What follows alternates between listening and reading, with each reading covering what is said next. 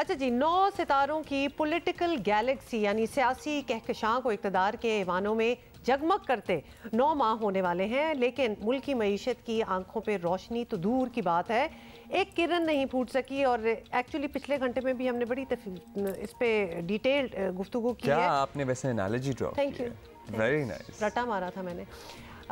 लेकिन है तो सही ना। आगे आपको बता दें कि महंगाई की भी बहुत सी बातें हो रही हैं। महंगाई की अगर आप कहकशाओं की और सितारों की बात कर रहे हैं तो मैं ये कहूँगा कि महंगाई की काली घटाओं ने हमें ऐसा अपनी लपेट में लिया है कि बादल छटने का नाम ही नहीं ले रहे हैं और हमें सिर्फ दिलासे दिए जा रहे हैं, वादे वईद, और इसी पे इक्तफा हम सब किए बैठे हैं।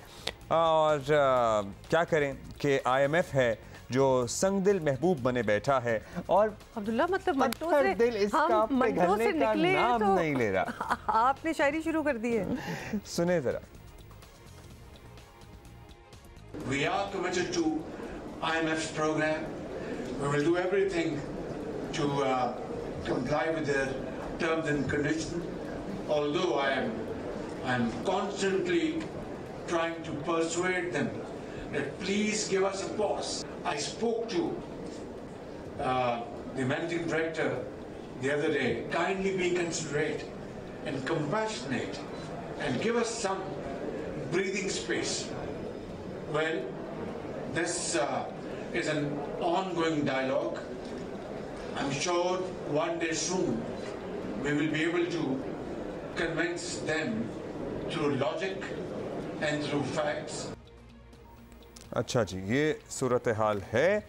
नून लीग के सबसे बड़े मुआशी अरस्तु इसहाक डार साहब की क्या बात करें, इनकी बस आनियाँ जाने। अब तक लोग देख रहे हैं मौसर माशी पॉलिसियों के साथ हुकूमती रिट का भी शदीद बहरान है।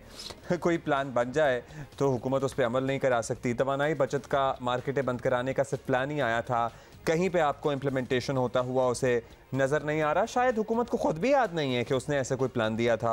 स्टॉक मार्केट अगर किसी दिन थोड़ी सी संभलती है तो अगले दिन मुंह के बल गिर जाती है। कल का ब्लड बाथ ही आप देख लें, कल 100 इंडेक्स में 1653 पॉइंट्स की कमी हुई है, जिसे ब्लड बाथ ही कहा जा सकता है। वर्ल्ड इकोनॉमिक फोरम की ग्लोबल रिस्क रिपोर्ट के मुताबिक आइंदा 2 बरसों में पाकिस्तान को डिफॉल्ट समेत महंगाई, खुराक और माशी बहरान के शदीद खतरात का सामना है। चूँकि आपने कल वाले ब्लड बाथ की बात की है तो इस पे हम ज़रा मज़ीद समझने की कोशिश करते हैं। साबिक़ मुशीर वज़ारत ख़जाना खाकान नजीब हमारे साथ हैं। कल वाली ही बात कर लेते हैं, क्योंकि मुल्क की मईशत का हाल और इसे संभालने के लिए IMF प्रोग्राम की ज़रूरत तो कौन नहीं जानता, लेकिन हुकूमत बस तसल्ली दे देती है और उनकी कोई शर्त अमली तौर पर मंजूर कर नहीं रही। तो क्या यही बेयकीनी है जो स्टॉक मार्केट में ऐसा हमने कल हाल देखा है? देखिए कि जो स्टॉक मार्केट में कल हुआ उसकी बहुत सी वजूहात है, पर कलीदी वजह वही है जो आपने रखी है कि IMF के प्रोग्राम का जो डिले है वो एक जो डिफॉल्ट के फियर्स हैं उनको बढ़ावा देता है। सो ऑब्वियसली इन्वेस्टर्स जिटरी थे, पर इसके साथ साथ कुछ और वजूहात भी सामने रखी है, और वो ये है कि मॉनेटरी पॉलिसी जो है वो शायद 23 जनवरी को और बढ़ने टाइटन होने जा रही है, यानी कि इंटरेस्ट रेट बढ़ने जा रहा है। इसके साथ साथ आपने ये भी देखा कि अभी तक जो सऊदी अरेबिया और जो कमिटमेंट हुई UAE के साथ वो भी अभी मटीरियलाइज होने में वक्त लग रहा है। फॉरेन एक्सचेंज रिजर्व जो हैं वो $4.2 बिलियन हैं। सो ये सब वजूहात जो हैं मिलकर, बट ऑफ कोर्स कलीदी वजह और कलीदी मूवमेंट जो होनी है वो यही है कि हमें IMF के प्रोग्राम का जो 9th रिव्यू है जो पाकिस्तान में शुरू होना था अर्ली नवंबर में, अब आप मिड जनवरी भी क्रॉस कर चुके हैं कि हम उसमें आगे नहीं बढ़े।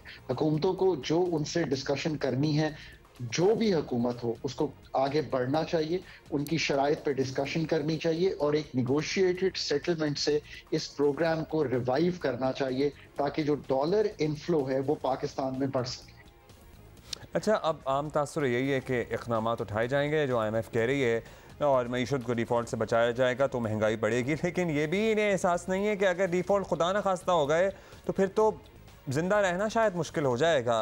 क्या लग रहा है आपको कि ये सिर्फ हाथ पे हाथ धरे बैठे हैं या सीरियस हैं? क्योंकि आम आदमी के लिए तो एक तरफ कुआं है, दूसरी तरफ बिल्कुल ही खाई है।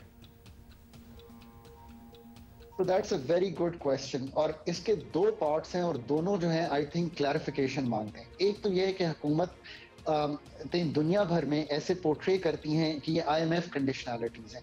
एक तो ये याद रखिए कि गैस प्राइसेस में तब्दीली करना या गैस प्राइसेस का तयन करना IMF का काम नहीं है, ना ही दुनिया में वो ये काम कर रही है। गैस प्राइसेस का तयन पाकिस्तान जैसे मुल्क में ओगरा ने किया है। अब IMF जो है वो आपसे निगोशिएशन में ये कह रही है कि सितंबर 2020 से आपने इसमें रद्दोबदल नहीं किया। आप बताइए कि आप इसमें क्या करना चाहते हैं? क्या आप इसमें सब्सिडी देना चाहते हैं? हमारी ऐसी इस वक्त हैसियत नहीं है, हमारे जो बजट की पोजीशन है कि हम सब्सिडी दे सकें। अब एक खसारा बन गया है जो 1600 अरब रुपए का है, जो कि गैस सेक्टर में है। तो हम इसको कैसे हल करें? ये फैसला हमने करना है कि हमें सितंबर 2020 से अब तक क्यों नहीं ये तब्दीली की। ये मिसाल मैंने इसलिए दी है कि ये काम हमारे करने के हैं और हमें करने चाहिए। इससे जरूर एक इन्फ्लेशनरी इम्पैक्ट आएगा, इसमें कोई दो आरा नहीं है, पर ये याद रखिए कि ये उस इन्फ्लेशनरी इम्पैक्ट से बहुत कम होगा कि खुदा न खास्ता हम ऐसी सिचुएशन में आए कि हमें सप्लाईज मुल्क में कम हो जाएं। आपने देखा कि थोड़ी सी वीट की किल्लत हुई तो आटे की कीमत किस तरह बढ़ी। ये वो मनाजिर हैं जो क्रिएट हो सकते हैं अगर हम IMF क्या होता है। बहुत शुक्रिया आपका खाकान नजीब साहब। IMF ऐसा लग रहा है कि 1 इंच अभी तक आगे नहीं बढ़ पाया है। मतलब IMF मतलब आगे क्या बढ़ना है? आपको पता ही है कि हमारा एनर्जी कंजर्वेशन एक पूरा हुकूमत का प्लान था और उसका क्या बना? मतलब इम्प्लीमेंटेशन में इतने इश्यूज हैं, हम ना करने को तैयार होते हैं, ना कोई करवाता है, भूल जाते हैं।